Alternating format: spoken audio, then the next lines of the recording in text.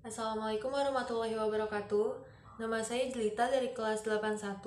Kali ini saya akan menjelaskan tentang ketentuan-ketentuan puasa. Apa saja sih yang termasuk ketentuan-ketentuan puasa? Yuk tonton videonya sampai habis.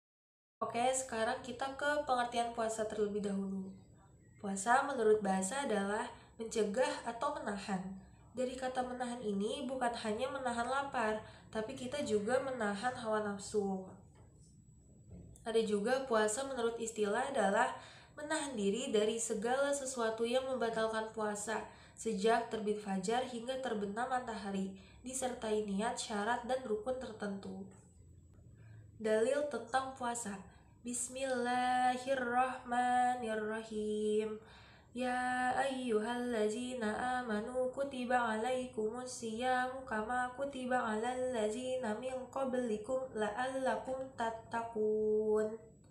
Artinya, hai orang-orang yang beriman, diwajibkan atas kamu berpuasa sebagaimana diwajibkan atas orang-orang sebelum kamu agar kamu bertakwa. Quran Surah Al-Baqarah ayat 183. Maksud dari surah Al-Baqarah ayat 183 ini adalah Allah mewajibkan umat Islam untuk berpuasa, apalagi puasa Ramadan, puasa wajib yang harus kita laksanakan selama 30 hari. Syarat wajib adalah segala sesuatu yang menyebabkan seseorang diwajibkan melakukan puasa. Muslim yang belum memenuhi syarat wajib puasa, maka dia belum dikenai kewajiban untuk mengerjakan puasa wajib. Yang termasuk syarat wajib puasa yaitu ada Islam. Berarti orang Islam itu tuh harus berpuasa ya, karena hukumnya wajib. Balik juga termasuk. Kalau kita udah balik, kita juga wajib berpuasa. Berakal sehat. Berarti kalau yang tidak berakal sehat, orang gila maksudnya, itu dia tidak diwajibkan untuk berpuasa karena dia tidak memiliki akal yang sehat. Dia juga mampu atau kuat melakukannya. Kalau yang sakit parah banget, itu tidak diwajibkan untuk berpuasa karena di sini kan syarat wajibnya itu mampu atau kuat melakukannya. Suci dari haid atau nifas, untuk wanita aja ya. Ada juga menetap atau mukmin. Jadi kalau kita lagi menetap nih, kita nggak lagi berpergian, kita tuh wajib berpuasa gitu. Kalau yang berpergian pun, dia bahkan harus tetap mengganti puasanya. Ya itu syarat wajib berpuasa. Sekarang syarat sah berpuasa. Syarat sah berpuasa adalah kondisi yang harus dipenuhi oleh seseorang agar puasanya sah dan diterima oleh Allah Subhanahu wa taala. Yang termasuk syarat sah puasa yaitu Islam. Mumayyiz, dapat membedakan yang mana yang baik dan mana yang buruk. Suci dari haid dan nifas. Berpuasa di hari yang bukan diharamkan. Nah, kalau di hari itu diharamkan untuk berpuasa, maka kita jangan melakukan puasa pada hari itu. Emang apa aja sih hari yang diharamkan untuk berpuasa? Macam-macam puasa menurut hukumnya. Ada puasa wajib, yaitu puasa yang apabila dikerjakan berpahala dan apabila ditinggalkan akan berdosa. Contohnya puasa Ramadan, puasa nazar, dan puasa kafarat. Maksud dari puasa kafarat adalah puasa yang dilakukan dengan maksud untuk memenuhi denda atau tebusan. Melaksanakan puasa kafarat hukumnya itu wajib. Contohnya, melanggar larangan haji, berjanji untuk melakukan sesuatu tapi kita tidak bisa memenuhi, maka kita wajib membayar kafarat yaitu selama 3 hari berpuasa. Nah, kalau untuk yang puasa nazar adalah puasa yang telah dijanjikan oleh seseorang karena mendapatkan suatu kebaikan. Contohnya, kita janji nih sama Allah, kalau misalnya kita dapat hasil ujian yang bagus, yang memuaskan, kita bakal berpuasa. Karena kita udah janji, berarti kita harus tepati. Jadi, hukum puasa itu adalah wajib. Oke, itu puasa-puasa wajib ya. Sekarang puasa makruh. Puasa yang apabila dikerjakan tidak berdosa dan apabila ditinggalkan malah berpahala. Contohnya, puasa yang khusus dilakukan pada hari Jumat. Sekarang puasa haram nih, yang tadi ya. Yaitu puasa yang apabila dikerjakan berdosa dan apabila ditinggalkan berpahala. Contohnya puasa pada tanggal 1 Syawal. 1 Syawal itu kan hari raya Idul Fitri kan. berarti kita tuh harus merayakannya. Makanya Allah melarang kita untuk melaksanakan puasa pada tanggal 1 Syawal. Karena 1 Syawal itu adalah hari raya Idul Fitri. Jadinya kita dilarang sama Allah. Ada juga hari tasyrik. Hari tasyrik juga hari raya Idul Adha ya. Kita makanya dilarang juga, yaitu pada tanggal 11, 12, dan 13 Zulhijjah.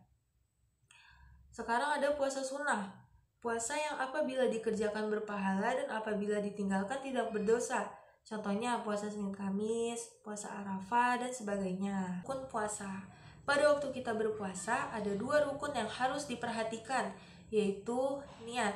Niat puasa yaitu adanya kesengajaan di dalam hati untuk menjalankan puasa, semata-mata mengharap ridho Allah Subhanahu wa Ta'ala. Ibadah puasa tanpa adanya niat maka tidak bisa dikatakan sebagai puasa. Untuk puasa wajib, maka kita harus berniat sebelum datangnya fajar. Sementara itu, untuk puasa sunnah, niat boleh dilakukan setelah terbit fajar dengan syarat kita belum melakukan perbuatan-perbuatan yang membatalkan puasa. Sekarang yang B, meninggalkan segala sesuatu yang membatalkan puasa, mulai terbit fajar hingga terbenamnya matahari. Emang apa aja sih hal-hal yang dapat membatalkan puasa? Saat kamu berpuasa, berhati-hatilah jangan sampai melakukan sesuatu yang dapat membatalkan ibadah tersebut. Adapun beberapa hal yang dapat membatalkan puasa antara lain makan dan minum dengan sengaja, murtad atau keluar dari agama Islam, muntah dengan sengaja, bersetubuh atau melakukan hubungan suami istri pada siang hari, itu juga membatalkan puasa. Keluar darah haid atau nifas, keluar air mani yang disengaja, merubah niat puasa, dan hilang akal karena mabuk, pingsan, atau gila. Itu adalah hal-hal yang dapat membatalkan puasa. Sekarang, hal-hal yang dimakruhkan ketika berpuasa. Ketika kita sedang berpuasa, ada hal-hal yang dimakruhkan dilakukan meskipun tidak sampai membatalkan puasa, antara lain berkumur-kumur yang berlebihan. Dengan berkumur-kumur yang berlebihan itu kan seakan kita haus gitu ya, untuk menyegarkan mulut itu tuh nggak boleh, itu tuh makruh banget. Ada juga menyikat gigi, bersiwak setelah tergelincir matahari juga nggak boleh, itu makruh. Mencicipi makanan walaupun tidak ditelan, itu kan tapi masih ada rasanya gitu, jadi tetap nggak boleh ya. Memperbanyak tidur ketika berpuasa. Tidur ini kan istirahat gitu. Kalau mau istirahat juga jangan berlebihan. Kita kan kalau puasa juga harus cari berkahnya, jadi disaranin jangan tidur yang berlebihan gitu. Berbekam atau disuntik juga dimakruhkan ya, karena dia kan kayak memasukkan sesuatu tapi emang gak dari mulut ya, mungkin dari tangan tuh disuntik, bekam tuh juga nggak boleh, itu dimakruhkan.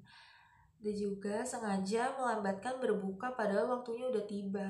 Kalau kita emang bisa nih, kita masih mampu nih padahal udah buka tuh, kita nggak boleh, karena kita disunahkan untuk menyegerakan berbuka gitu. Kalau udah azan, kita doa buka puasa, habis itu buka segera. Nah kalau enggak jadinya halnya makruh. Sekarang sunnah saat berpuasa. Selain melaksanakan hal yang wajib, kita juga dianjurkan melaksanakan amalan-amalan sunnah untuk mendapatkan kesempurnaan ibadah kita. Adapun amalan-amalan sunnah tersebut antara lain makan sahur.